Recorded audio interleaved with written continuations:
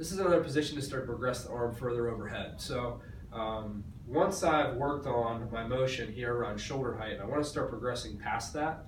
One position I may go to is actually taking a post, cane, stick, broomstick on the top of my head, right?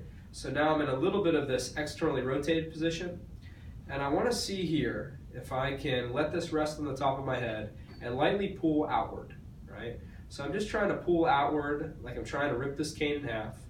Big key for me is my shoulder position. I'm not shrugging, right? If anything, I'm still thinking about my shoulders being down.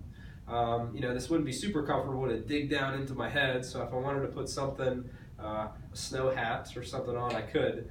But I don't have to pull down really hard. I just want to think about very lightly trying to pull apart.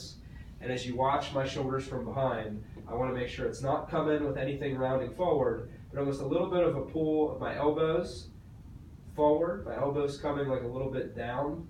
So as I pull apart, I'm really trying to focus on engaging this, if I can.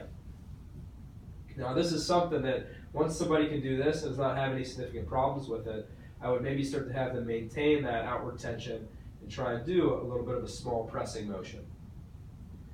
Big key here is as they're doing this, I don't want to see this huge arch in their lower back. So I want to try and make sure that you keep the pelvis tucked underneath you. So as you're working on this thoracic extension and pec stretch, you're not just compensating in your lower back.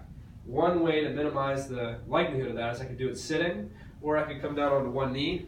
So the one knee position, it's a little easier to control. But it'd be the same concept here, pulling apart, holding 3 to 5 seconds. If that's going well, trying to see if I could do keeping the outward tension in a small up and down motion.